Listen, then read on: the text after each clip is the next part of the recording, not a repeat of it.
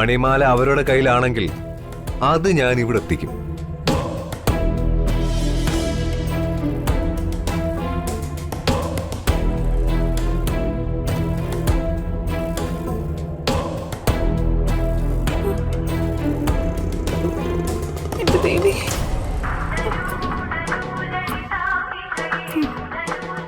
ചേച്ചി,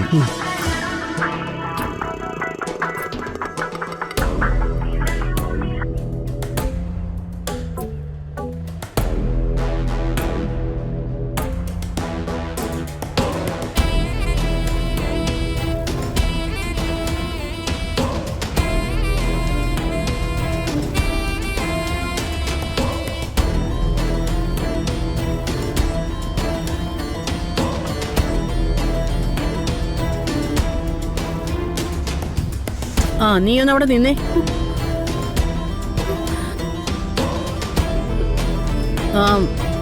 എന്താ നിന്റെ പേര്?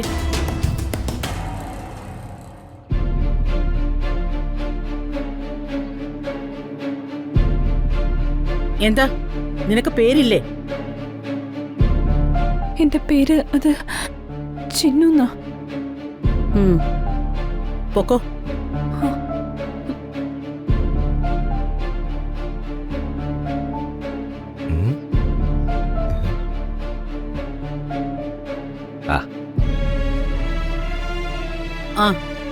നീ ആ ജ്യൂസ് എടുത്ത് കുടിക്കേ. ചിന്നു,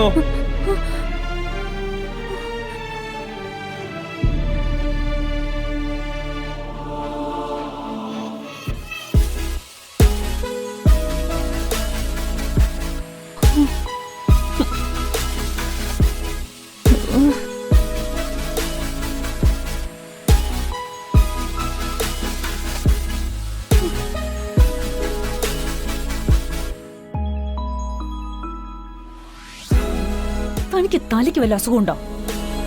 മനസ്സിലായില്ല. താൻ എന്തിനു ഓരോന്ന് ചെയ്ത് മനുഷ്യനെ പേടിപ്പിക്കുന്നേ? പേടിപ്പിക്കാനോ? ഞാനെന്ത് പേടിപ്പിച്ചെന്നാ? ചിന്നു എന്നാ പേരെന്ന് കേട്ടപ്പോ ഒന്ന് വിളിച്ചു നോക്കിയെന്നേ ഉള്ളൂ. അങ്ങനെ താൻ ഇപ്പൊ എന്റെ പേര് വിളിക്കണ്ട. എന്നാ പിന്നെ ചേച്ചിന്ന് വിളിക്കാം.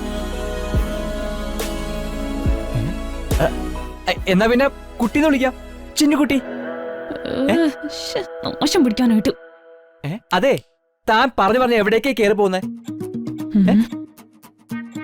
അതെ, ഞാൻ ഇവിടുത്തെ ആരാണെന്ന് അറിയോ? അറിയാം. ഇവിടുള്ള ആൾക്കാരെക്കാളും സ്വാതന്ത്ര്യം എടുക്കുന്ന ഈ വീട്ടിലെ ഡ്രൈവർ. ഞാൻ കണ്ടിട്ടുള്ള ഡ്രൈവർമാരൊക്കെ വീടിന് പുറത്ത് നിൽക്കാറാ പതിവ്.